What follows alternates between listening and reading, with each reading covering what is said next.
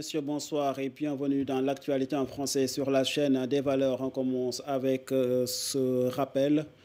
25 juin, Serigne Pape Malick Sy, Ibn Serigne Babacar Sy, 5 ans après son rappel à Dieu, le Sénégal se souvient. Né le 16 mars 1941 à Tivaouane, cet érudit remarquable, homme de foi, d'équilibre et de savoir, continue d'inspirer des générations par sa voix et sa sagesse.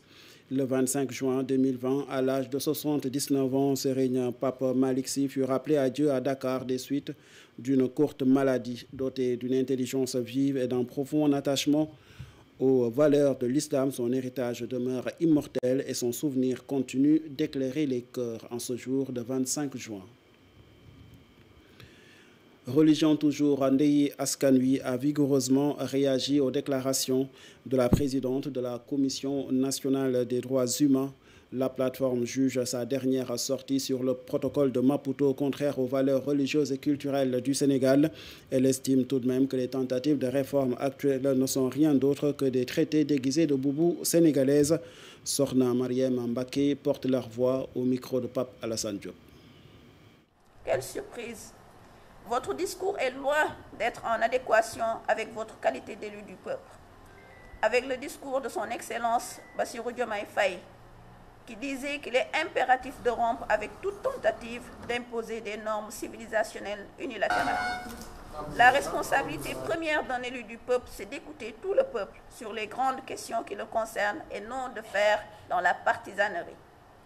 Vous êtes président de la Commission des droits de notre auguste Assemblée nationale. Vous êtes président de la Commission des lois de notre auguste Assemblée nationale. Aussi, vous êtes tenu de connaître les contradictions qui agitent notre pays et dont le Code de la famille, les droits de l'enfant, ainsi que d'autres questions du genre sont des points de cristallisation. Vous avez raison, maître. Le divorce a pris le dessus sur le mariage. Les lieux de la justice sont envahis par les demandeurs de la rupture du lien matrimonial. Mais pouvait-il en être autrement quand on sait que la volonté de s'écarter des règles de droit islamique a présidé à l'élaboration du Code de 1972. Maître, vous évoquez la nécessité d'adapter le Code aux exigences de la modernité, avec en ligne de mire les quelques dispositions rescapées du droit musulman du Code de 1972 et dans l'oubli coupable que la législation divine transcende le temps.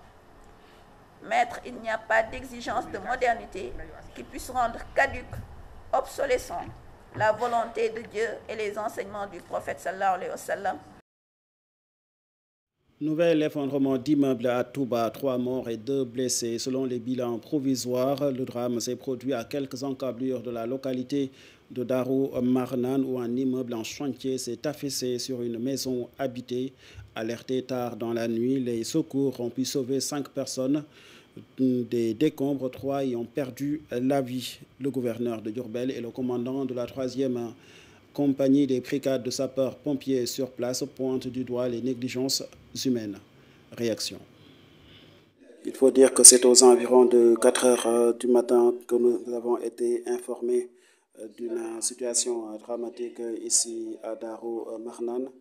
Aussitôt, nous avons déployé une équipe sur le terrain accompagnée d'un important dispositif matériel pour le déblayage et le secours de personnes en cas de drame.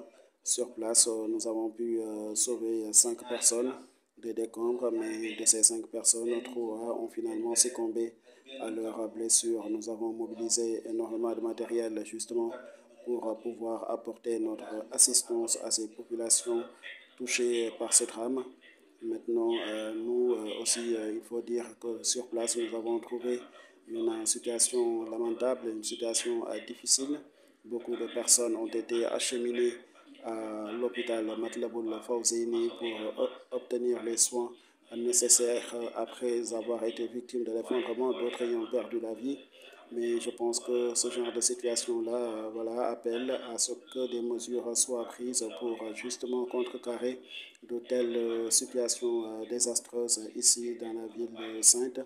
Nous pensons que nous allons accompagner les autorités sur place pour pouvoir voir comment faire pour arrêter justement ce phénomène d'effondrement d'immeubles ici dans la ville sainte de Touba. 14 personnes ont été tuées par les effondrements d'immeubles en 2 mois dans la ville sainte de Touba. C'est pourquoi les autorités annoncent un coup de frein aux constructions non autorisées. Une situation alarmante qui interpelle justement sur les pratiques de construction et le contrôle urbain dans la cité religieuse. Le maire de Touba, Abdoulahad Ka, prévient sur des mesures qui seront prises en concertation avec le khalife général pour contrecarrer ce phénomène. Suivons ses propos. Il faut dire que certaines personnes viennent nous consulter avant d'entamer leur procédure de construction de leur bâtiment. Il faut savoir que nous disposons des techniciens et des ingénieurs de bâtiments et nous sommes disposés aussi à offrir toute personne qui nous sollicite en termes de services à l'accompagner, le conseiller dans la construction de son bâtiment en toute sécurité. Maintenant, il faut dire quelles sont peu ces personnes-là qui viennent nous voir justement avant d'entamer leur construction. Maintenant, comme vous le voyez aussi, avant de construire, il faut savoir quelles sont les règles qui s'imposent justement à votre activité. Mais je pense que peu de gens ici à Touba connaissent ces règles-là, alors qu'elles sont indispensables pour pouvoir mener des travaux de construction en toute sécurité et sans nuire aux voisins. Je crois que en connaissant ces règles-là, nous pouvons éviter de telles pratiques, c'est-à-dire perdre de l'argent, perdre son bâtiment et le plus souvent aussi occasionner des dégâts comme nous venons de le voir ici sur le site. Je pense que ce sont des choses à déplorer. Nous allons prendre des mesures idoines pour contrecarrer cela. À présent, nous parlons à nouveau vaccin devant permettre de réduire de 3 à 2 le nombre de doses injectées aux enfants va être introduit dans le programme élargi de vaccination à partir du 1er juillet. Au Sénégal, Hexavalent est un vaccin qui lutte contre 6 maladies jusqu'à la prise en charge de la prévalence et le vaccin contre la poliomyélite. Une mise à jour a été réalisée pour regrouper ces vaccins dont les enfants recevront désormais 2 doses au lieu de 3. Une manière de prendre en compte la réticence de certains parents peu enclins à voir leurs enfants recevoir 3 piqûres lors d'une même visite. Le nouveau vaccin cible tous les enfants âgés de 0 à 23 mois. Au chapitre santé, toujours, le ministère de la Santé et de l'Action sociale a signé sa lettre de politique sectorielle pour la période 2025-2029. La région de Thiès bénéficiera d'un financement de 217 milliards de francs CFA pour le secteur de la santé au cours des 5 prochaines années. Le directeur régional de la santé, Dr Mama Moussa Diaw, a précisé que la répartition de ce montant sera définie ultérieurement avec une implication du secteur privé de la santé. Suivons ces propos. Le niveau privé est intégré. Dès l'instant que c'est le ministère de la Santé qui délivre les autorisations pour exercer dans le privé, le ministère de la Santé qui donne une part de sa responsabilité aux privés qui veulent travailler pour leur pays. Ce qui manquait justement, c'est la collecte de ces informations-là. Dans le système de collecte du niveau public, bien que c'est prévu, certains ne le mettaient pas très en valeur.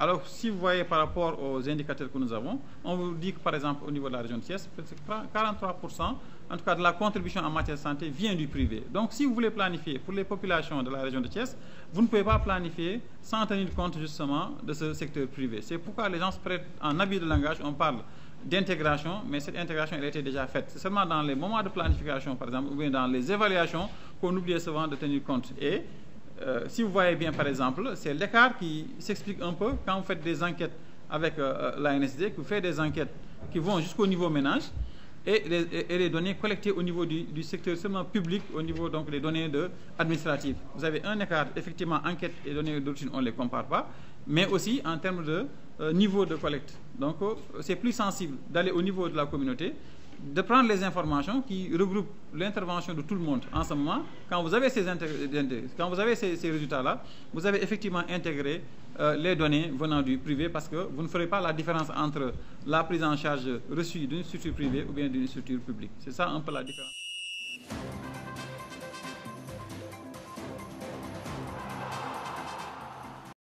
En sport, le Sénégal dames participera à la prochaine Coupe d'Afrique des Nations réservée à la catégorie prévue au Maroc du 5 au 26 juillet prochain. Et pour cela, les Lions ont reçu le drapeau national en partance pour cette compétition. En premier escale est prévu en Algérie où les Lions du Sénégal, devront justement rencontrer plusieurs équipes dans le cadre de leur préparation. Les Lions du Sénégal à cœur de faire un bon parcours au Maroc pour le compte de cette Coupe d'Afrique des Nations après une récente qualification en Coupe du Monde. Moussa Diagne. Avec une joie immense que je procède au nom de Madame le ministre et à travers elle, au nom de son Excellence M. Bassirou Diomaye Diakhar Faye, président de la République du Sénégal,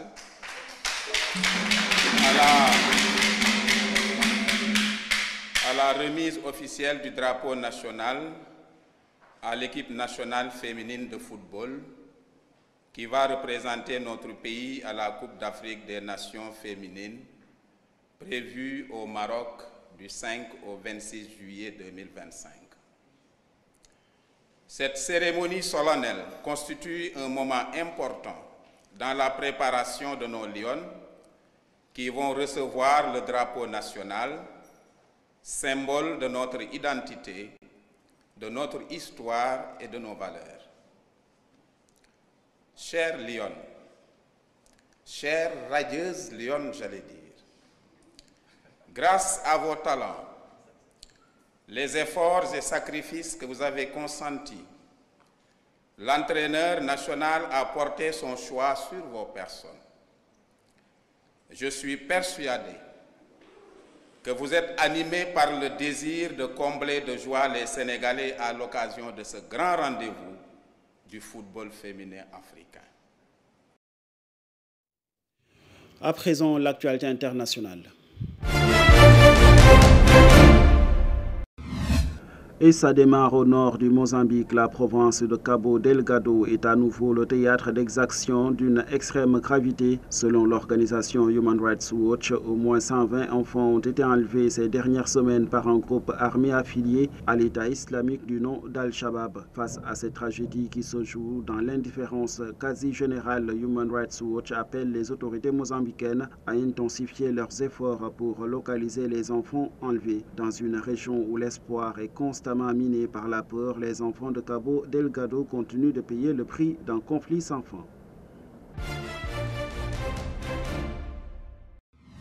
En République centrafricaine, un casque bleu zambien du nom de Stéphane Mouloké a perdu la vie lors de l'attaque d'une patrouille de la MINUSCA. L'incident s'est déroulé près de la frontière nord avec le Soudan dans le village d'Amsisia. Un autre casque bleu a été blessé lors de cette même attaque. Le gouvernement zambien exige que les responsables de cet acte soient traduits en justice conformément au droit international. La crise sécuritaire qui a débuté en 2013 en Centrafrique a nécessité la mise en place de la mission de maintien de la paix de l'Organisation des Nations Unies dans ce pays.